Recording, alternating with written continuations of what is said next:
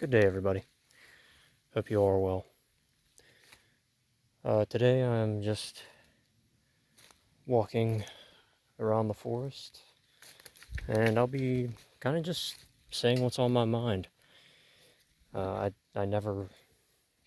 haven't scripted any videos yet, and I probably will keep it that way unless I start writing, and I may try my hand at essays or whatever, but it doesn't feel natural to me at this point. So I'll just do what I know. I usually at least think to myself while I'm walking in nature, so maybe I can express something to the world that might help some of you or relate with some of you. So, um, so right now I'm I was kind of like scouting, looking for droppings and deer sign, stuff like that for hunting season, but yeah, I'm kind of done with that part, so I'm just gonna walk and not be so slow and quiet. But I was walking and I noticed that being here doesn't bring me as much peace as it used to. And I know that sounds depressing, or it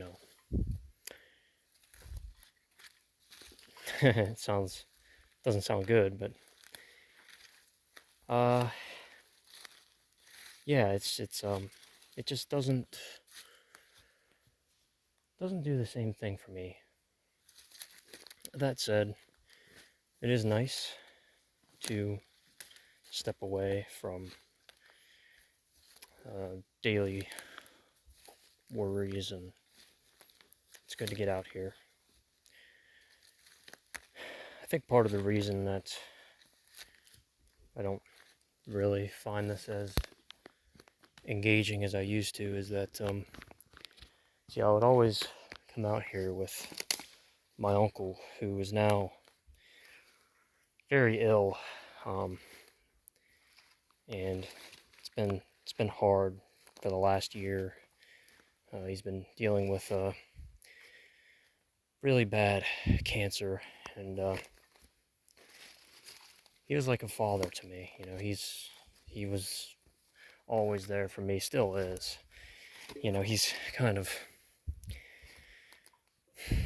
immobile right now, but I still go to see him, and it's just tough to see him how he is right now.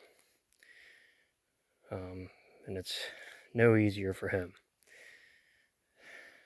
But yeah, we would always come out here, and he might sit on a log or something and watch, and I would circle the hills and try to get something to come to him, and we were doing pretty good up until his diagnosis. Things were looking up. I got a new vehicle to get up and down the mountain that he could fit in pretty good. But yeah, it all kind of just faded after that, and his condition has just worsened as the days go on. I guess it's a way of saying that you should value what time you have with the people that you love. It's very cliche to say this, but you don't quite realize it until it happens to you.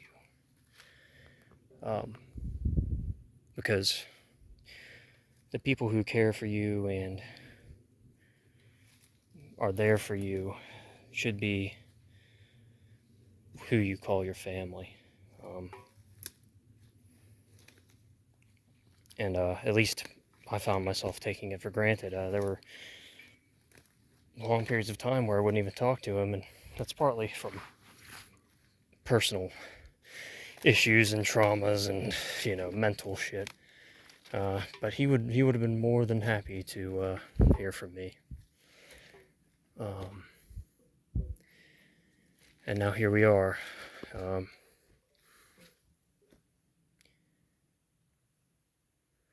I like to do this though because it reminds me of the times where we've come together and hunt together and spend time together. It's good. Had a mosquito on me there. Gonna have a lot of those on me. But yeah, spend time with the people you love, especially if you have someone who's like another parent to you, or someone who has a vested interest in your development. Because after a certain point, you don't get that anymore. And you should spend every waking moment with that person if you can.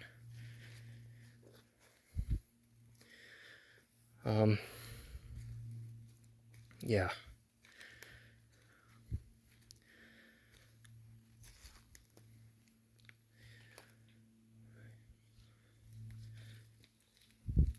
It's still pretty early in the season, so I'm not getting any ticks on me, at least. I am getting mosquitoes and mosquito bites, but yeah, it's par for the course this time of the year.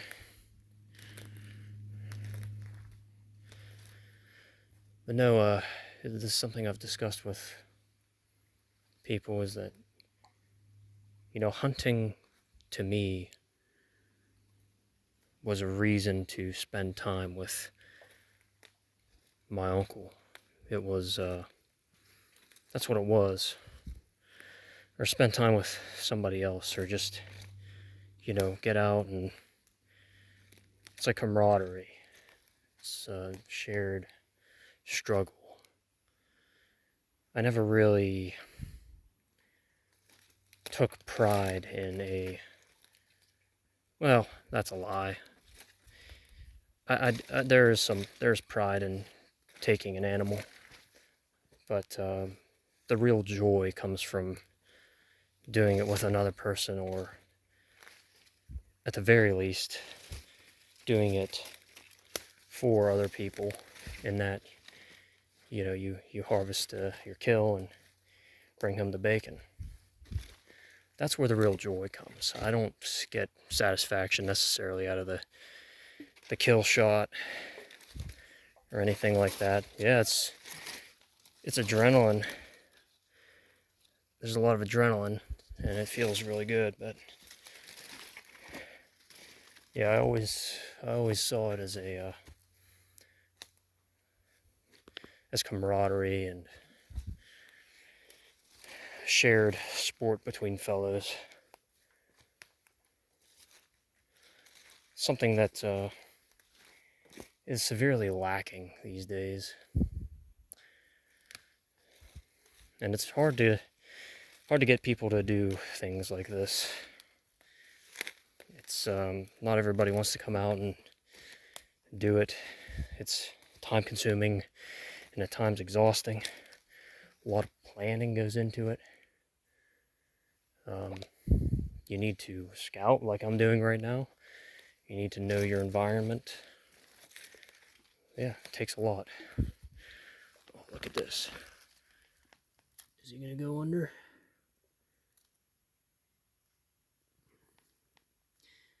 But yeah, that's what we're doing now.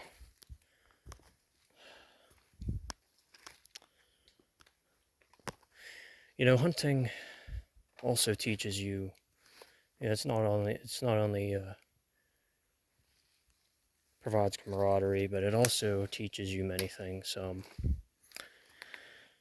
For one, it teaches you that an opportunity missed is one that's missed forever. Once you miss something, for example, a shot, or if you don't see something, if you don't hear something, and even if you do, if you don't capitalize on it, you just might miss your chance. And that could be a season. And that applies also to our lives. There are different seasons of life.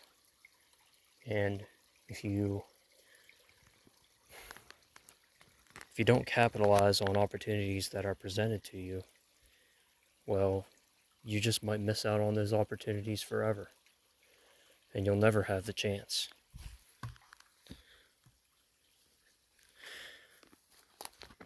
That also teaches you how to prepare for the future. Something that I've found I could do a little better at. And so hopefully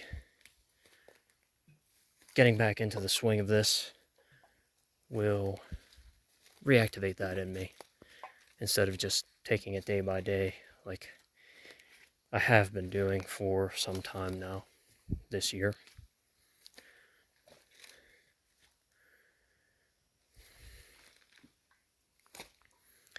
There's a lot that goes into a hunt. Sure, you can get lucky, but you can exponentially increase your chances if you take certain steps and prepare in certain ways.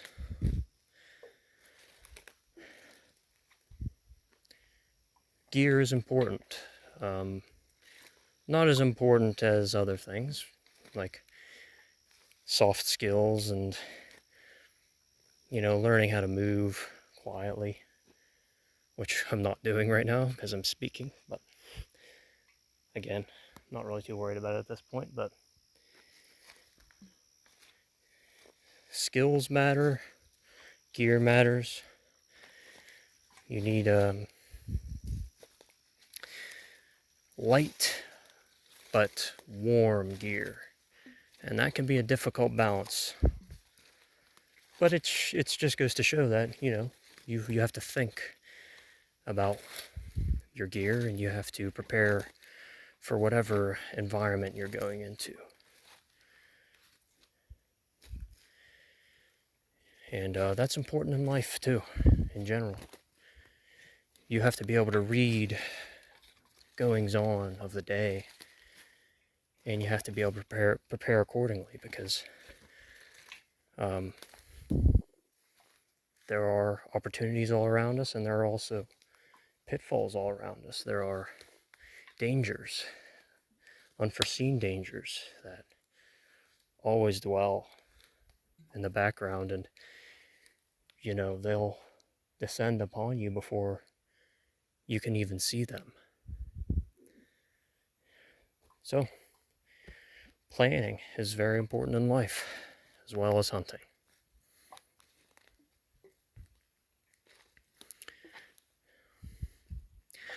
Another thing that it teaches you is, and this is a very, very important one, and it will absolutely teach you. Oh, there's a deer right there. I don't know if you caught it on camera, but there's a couple running back there. Yeah, I just jumped them. So, seems like this is a good spot, huh? Anyway, hunting will absolutely teach you patience. And I struggled with this growing up. I remember my uncle taking me when I was only 12 or 13 years old. And I just remember sitting there and like, there's no damn deer in these woods, And you're just sitting there, and there's nothing happening. But you could be sitting there for hours and hours. You might fall asleep. You might, dwell on something. You might, get your knife out and start hacking at a stick or something like I was doing, which is not a good idea. But, all these things, they're just distractions from the mission. You forget why you're even there, because you're not patient. You get bored. And this is something we collectively are losing, the ability to be bored, the ability to lie in wait, use patience. It really is an art, a skill.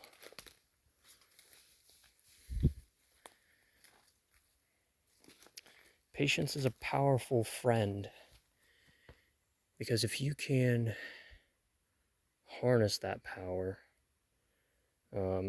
time is also your friend. Because many people take action prematurely, or they step out just before some good might come. And what do I mean by that? Well, you could have an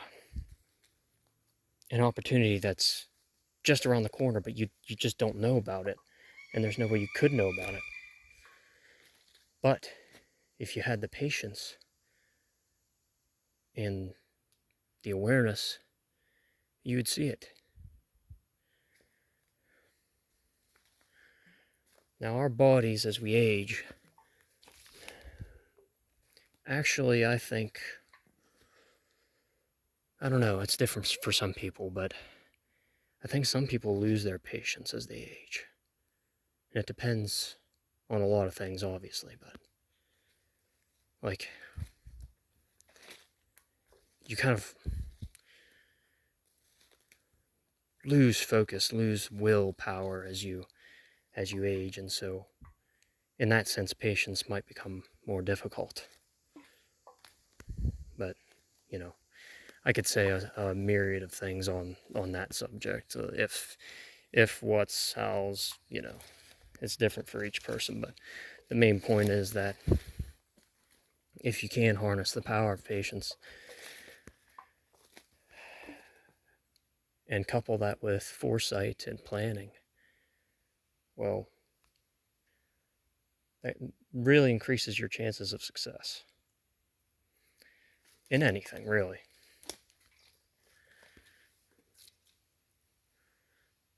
So yeah, patience is another very important thing I've learned from hunting and that I hope to learn again.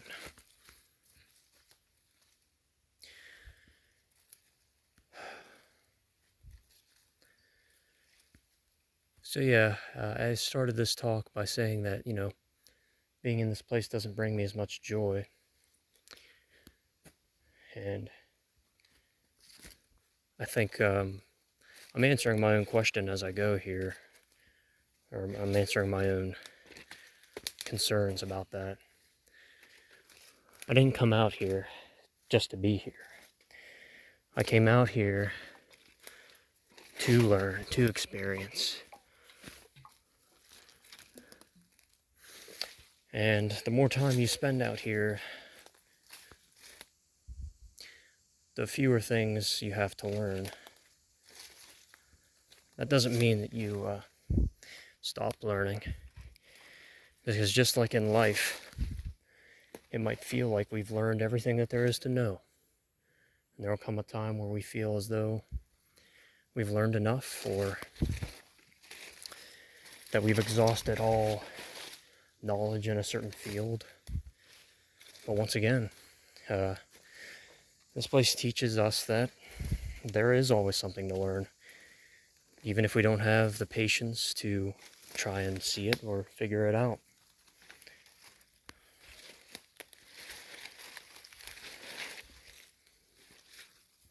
So yeah, there's a lot that can be learned if you have the ability to abstract and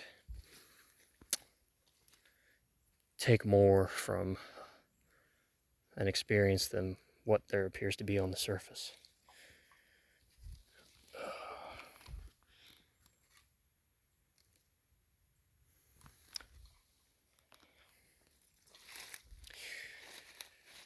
Loneliness has also been on my mind, just because I do feel so lonely. Granted, I have friends, and I have very good friends too. But I've always wanted more, just like knowledge. I always find myself wanting for, you know, just somebody.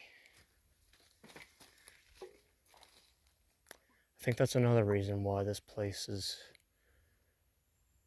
less joyous as the years drag on, because I constantly come here alone, and it's a reminder. But once again, lending from my own advice, patience might be the answer. And patience, this is an important thing to say too. Patience doesn't necessarily mean that you sit and wait. It may. In hunting terms, it certainly means that. But in life, patience requires some action or effort on the part of yourself. It requires you, it requires more than just your time. In most cases, it requires your will as well. Either your will or some focused effort. Yeah.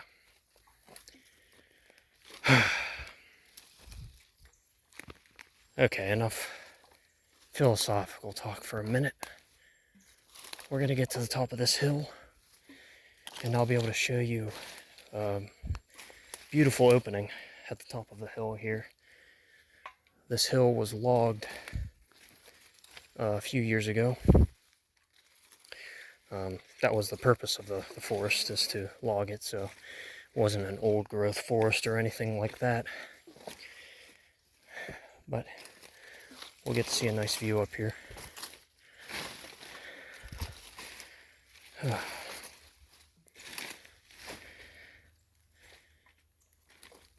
Oh, that's an interesting fungus right there. It's like a teal color. I'm not sure if my camera does it justice, but very nice.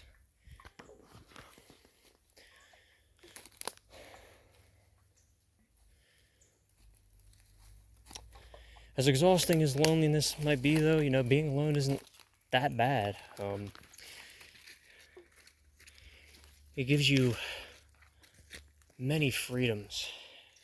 It gives you this time that I'm using right now to think. A lot of people don't have that time. They neglect themselves. And they forget that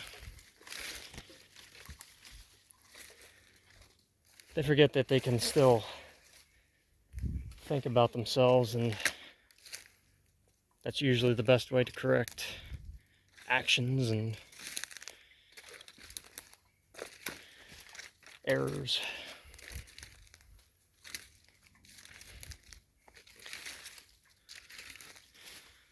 Okay, we're getting close to the clearing here.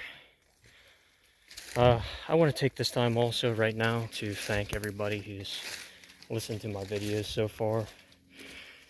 I'm, you know, going a certain direction with this channel that I'm not sure is going to be necessarily popular, but I appreciate those who do enjoy this, and thanks for coming along with me here.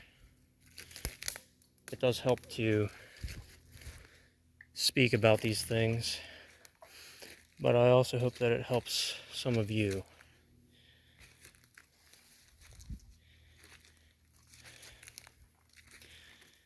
I could edit videos or, you know, up my production quality. I'm aware of the steps that I would have to take in order to do that, but, you know, at this point, it's I'm more comfortable with just hitting play and hitting record and just taking a walk. Okay. So yeah, thanks. Really, thanks for watching. Thanks for coming along. I'll also take this time to say that I'll have more sun husbandry videos coming. I'm gonna do a bonus episode. I did say in my last video that I would kind of tie it all off, but I think before I do that, I might have a few bonus episodes, because there is a lot to say on the subject of sexual repression as a result of the son husband dynamic. So just keep an eye out for that if you're interested anyway. I hope somebody is getting something out of those videos. It kind of feels like, you know, they're not getting too much traction, but that's okay. Even if somebody gets one helpful thing from it, I'll be happy. Okay, so we're almost there. You might be able to see that the trees are thinning, and we're about to see the opening here.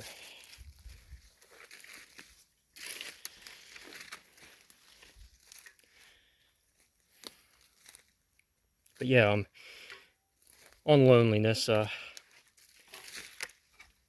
you know, at a certain point in your life, it isn't enough to just live for yourself. You know, people come to this point at different stages, but at a certain point, it just is not enough. You know, we're not wired to live solely for ourselves. At least, I would say the majority of us. There are those who, that's all they do, is live for themselves.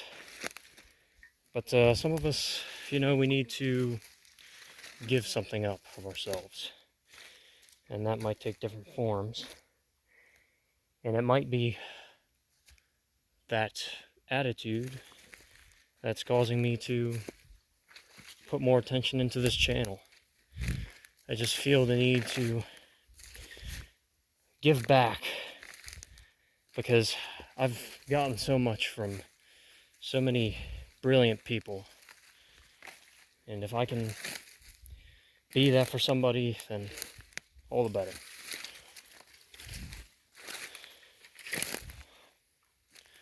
Okay, here's the clearing.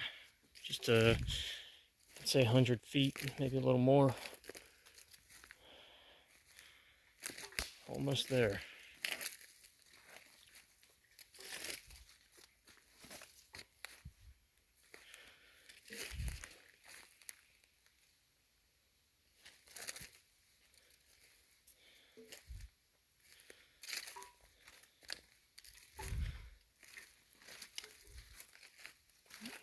Oh, there's some deer sign right there. Yeah, they are in here. Well, I might sit somewhere around right where I'm at right now when the season rolls around. It's only a few more months now.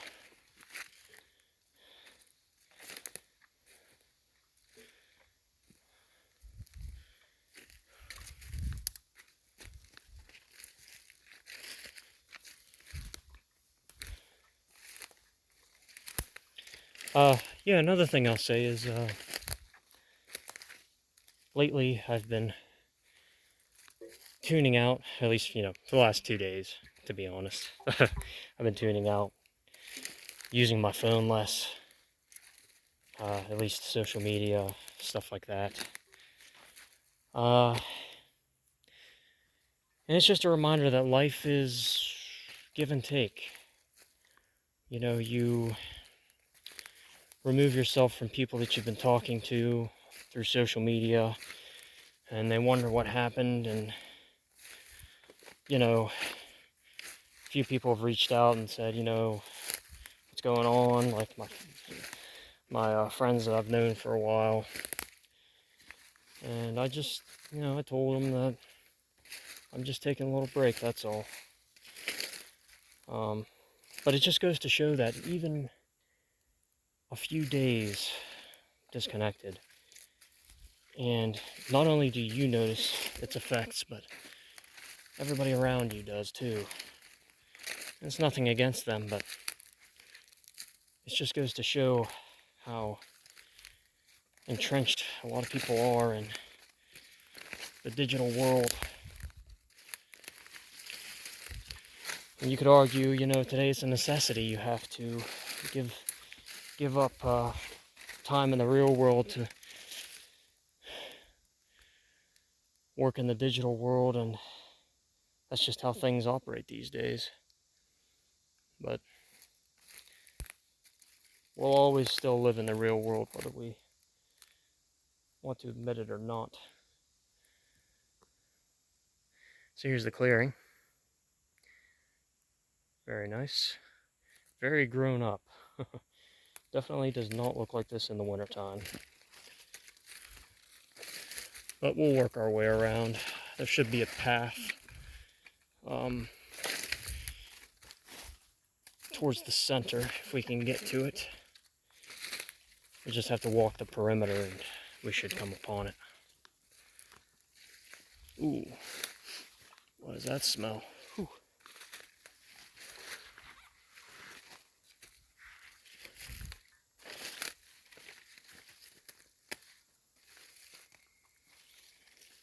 Some kind of bear diarrhea.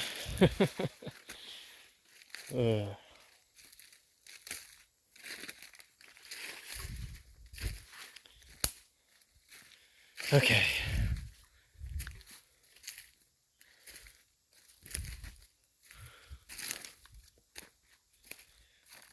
You know, if you know how to control yourself in this age and make use of the tools that are available to you, you can make a lot of good stuff happen. But only the best of us can do that. Most of us need the simple things in life. And, you know, once you realize that, you don't really hold as much disdain for people as you normally would. Like in the past, I would find myself, you know, having this. I mean, even I still do sometimes. I have this hatred for most people that I really shouldn't have, because the more I grow up and see the world for what it really is, you know, most people just don't need all this crazy high-tech stuff. They just need family, connection, need to feel wanted, need to feel needed, need a place where they belong. And for most people, that's enough. They don't need much more than that. You know, you'll obviously have activities and ways and means that sprout from those communities, but it's just a natural outcome of connection. You know, we come together and we figure things out. But separate, it's much harder to do that.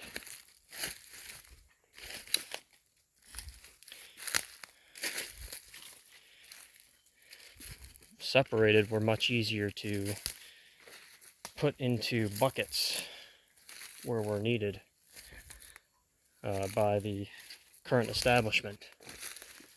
But as we come together, it's harder for the establishment to get you, because you have that support system and you have people who are working for themselves, ideally. And it's kind of a slippery slope in a way, because the more people that atomize, the more people that have to atomize.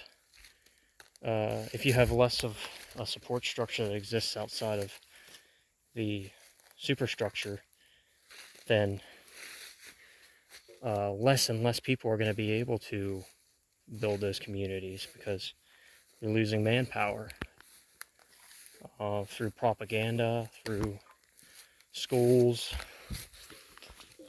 That's a big part of what schools do.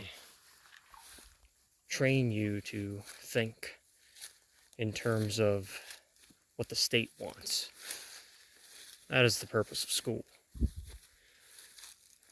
Most kids wouldn't need school otherwise. I mean, yeah, you need to learn how to read, you need to learn how to write. You have to know these things in order to operate efficiently and effectively on a day-to-day basis. But these are things that can be taught at home. And I think a better way to handle schooling would be to require parents to teach their children at least basic things, and if they would want to go on to higher education from there, they could.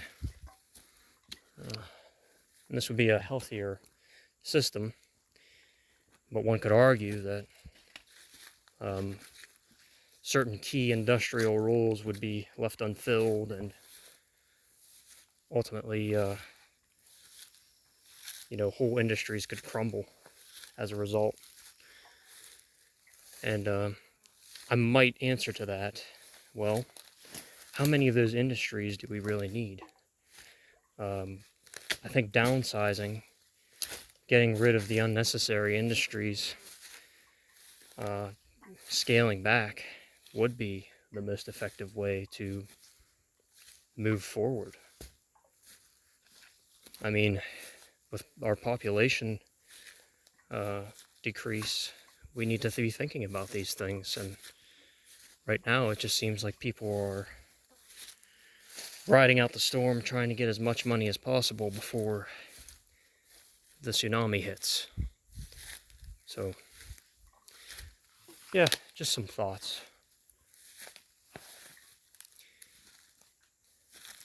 So we're still walking the perimeter here, but eventually we'll come to a crossroads where this trail here will intersect with a logging trail.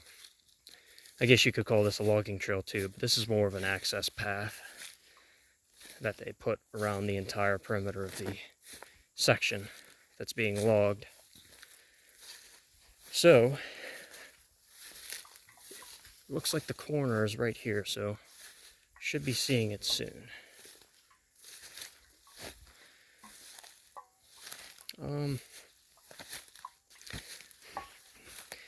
Yeah, as for my personal life, I don't really reveal too much about myself, but right now I'm just kind of working and saving money and trying to move out of my parents' house.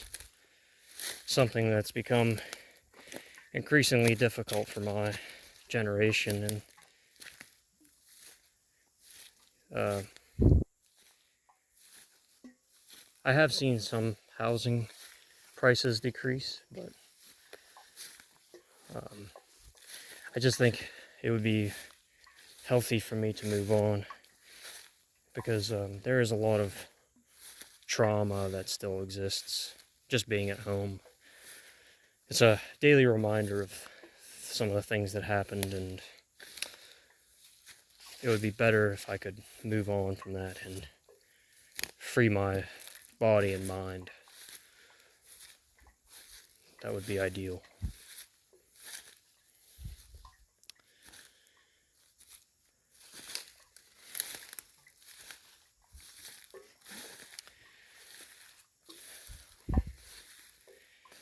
There are times where I fantasize about quitting my job and taking off and doing something irresponsible, like driving around the country almost as like a vacation, but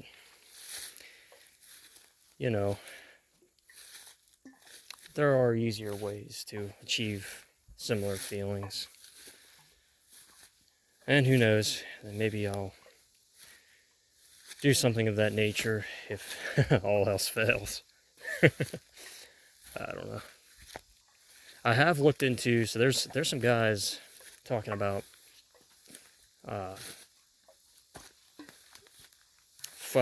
farmers on the West Coast that will like take people in and like let them stay as they work, and they can eat the food. And yeah, that sounds nice, but if you extrapolate that out a few years, I'm sure it would get old.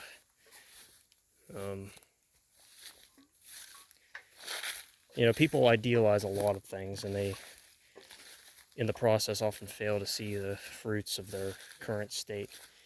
The grass isn't always greener on the other side.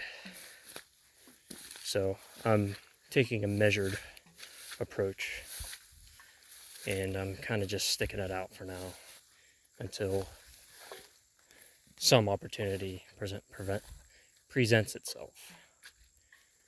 Okay, so here's the trail.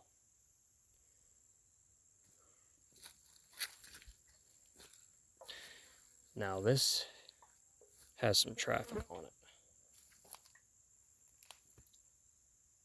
There's some deer trail right there.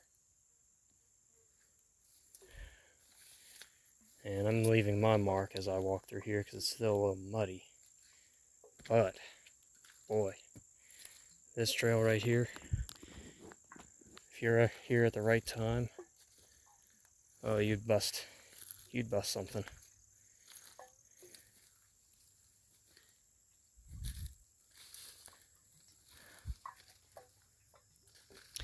So, I'm going to end this after I get down over the hill here, which, probably about 7 to 10 minutes, I don't know. It's just kind of just keeping the camera on as I talk, as all.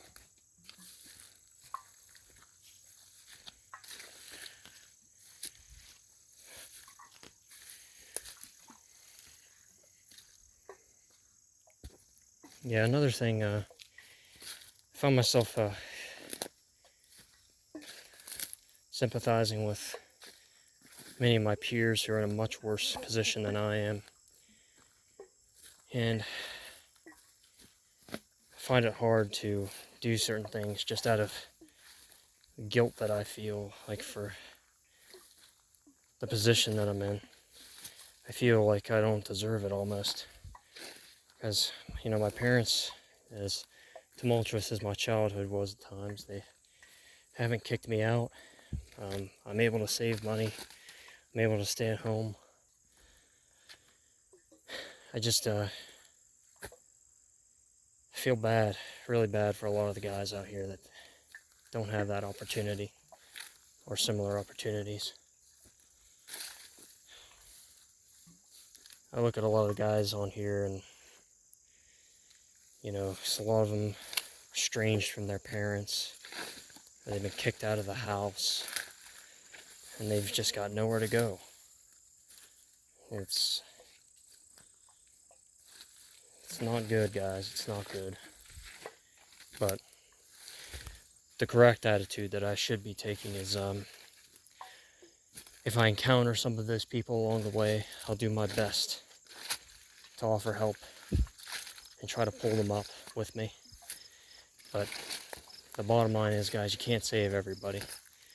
And you have to do good for yourself so that you might do good for others in the future. There's a time and a place for altruism, but you have to be in the position to provide it.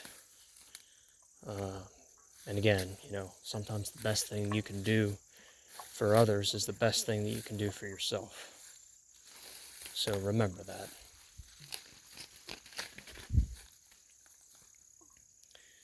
And I'm partially saying that to myself because I often forget. Okay. Still somewhat of a trail here. Pretty thick.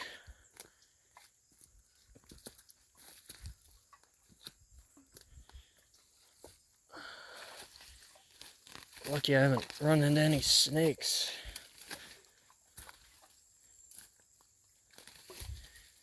Oh, I'm running into plenty of jaggers though. Okay, there we go. Yeah,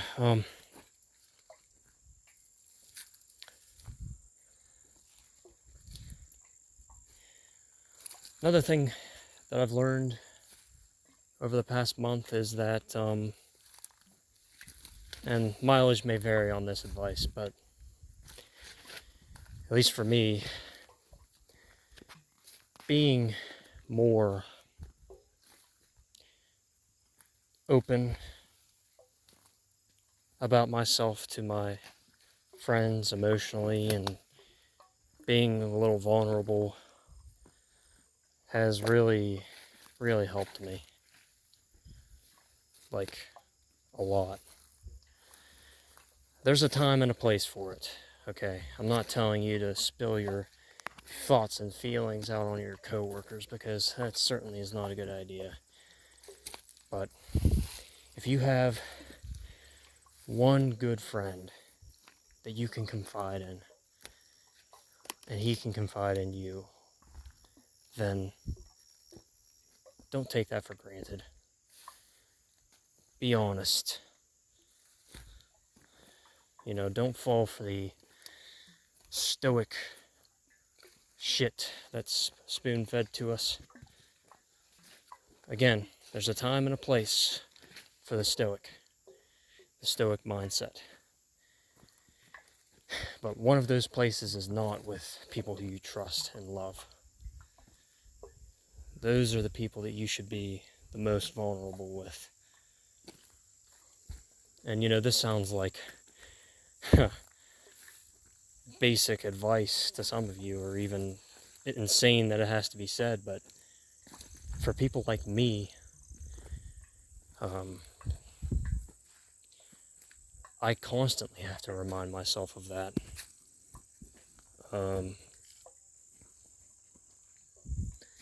You know, manning up doesn't mean what we often think it means.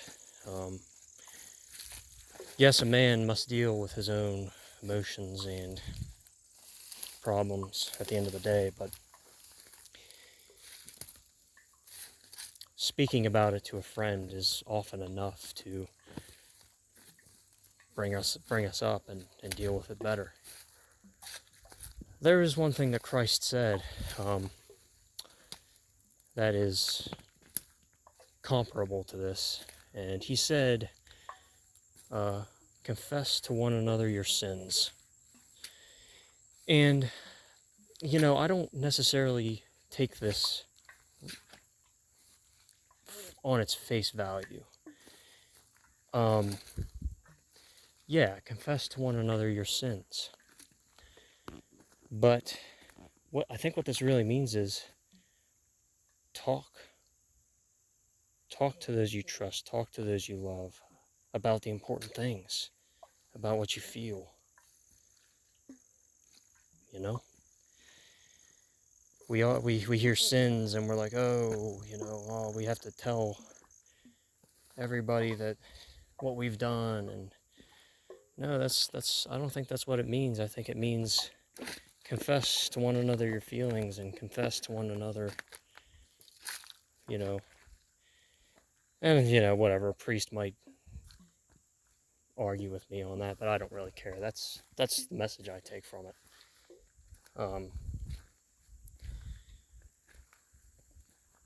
And that's good enough for me. I was raised Catholic, but I find that the state of the church isn't exactly to my liking and many other Catholics' likings. The church gave up a lot in order to appease and to destroy, ultimately.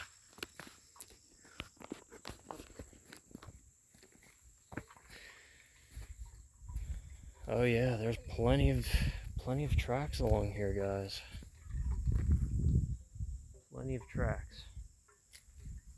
Fresh ones too. Like either today or yesterday. Some of them. And you can tell because of how crisp they are. in the mud, like they're sharper. They'll rough out as it rains more, but those are pretty fresh. But no, I don't consider myself as part of any religion now. I was raised Catholic, and I'm grateful for that because it gave me kind of a foundation to work off of. It gave me knowledge that I wouldn't have otherwise had. I think it's important to read the scriptures and not just the Bible, but all sorts of scriptures. It's important to read and broaden your horizons. The trouble comes with getting too attached to any one of them. And you know, some of you might contest me on that, but I think true wisdom comes from the application of what you see in Scripture. That's the only way you actually figure out how stuff works.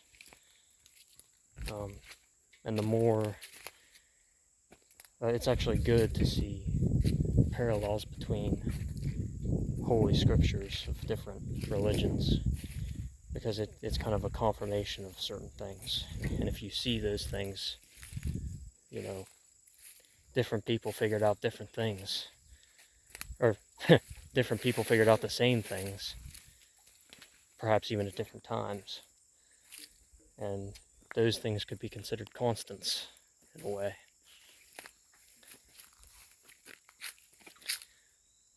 So yeah, it's kind of my view on religion these days. I don't necessarily throw out the idea of God or eternity. Not at all. It's just, I think it's more difficult than we realize to, at least some of us, to ascribe it to any one thing or any one name. People often do it just to simplify the process, make it easy to worship and practice rituals and all of that. There's nothing wrong with it, but for people like me, you know, it's hard to do that without it feeling like a, you know, rote. It's not really, doesn't feel genuine. It feels put on. But no, I don't throw out the idea of God by any means. I just don't think that we have the ability to fully understand what that means.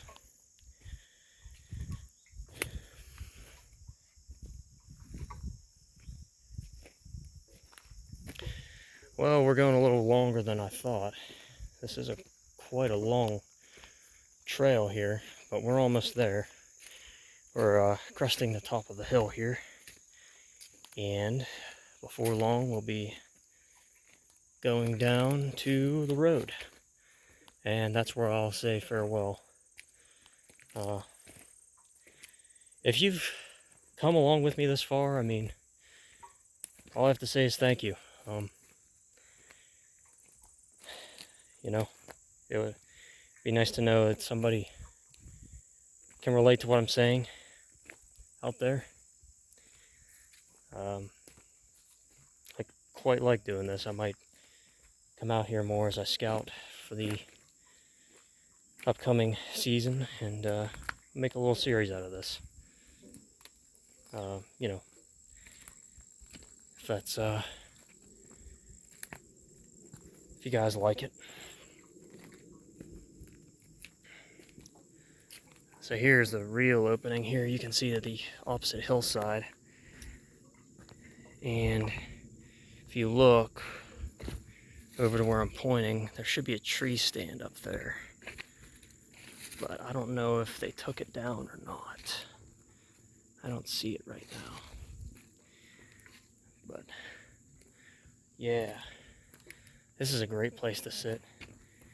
You do need patience even sitting here, and you also need a good scope, and you need to make sure that your rifle's on point, because you can you can see up to 200 yards away. Some spots, I think 301.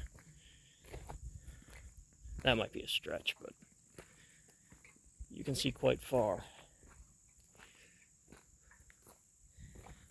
So here's the proper trail, logging trail. And it's a straight shot down to the road from here.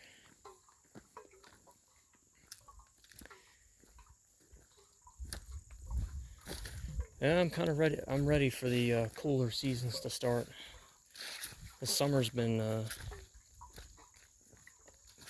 draining in a way. It'll be nice to have a cooler weather again and give me a reason to wish for warmer weather again.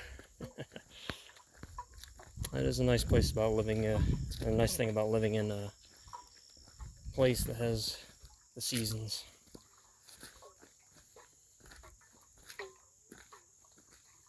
Reminds you of the cyclical nature of life.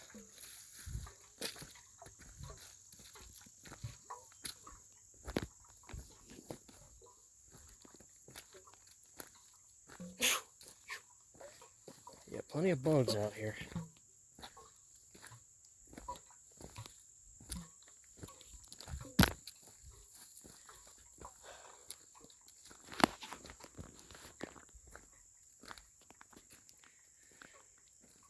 Oh. Well, the road's a few steps ahead. So, to close out, thank you all for coming along with me on this little hike. I said a lot, so it's really hard to sum everything up. But hope you get something from it. If you can, take some time, get outside. I know people have less and less time these days, but if you can find some kind of sanctuary or getaway,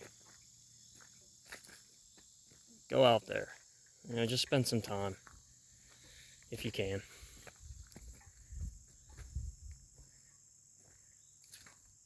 But with that, I wish you all a good rest of your day.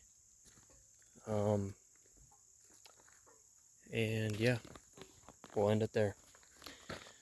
Bye, everybody.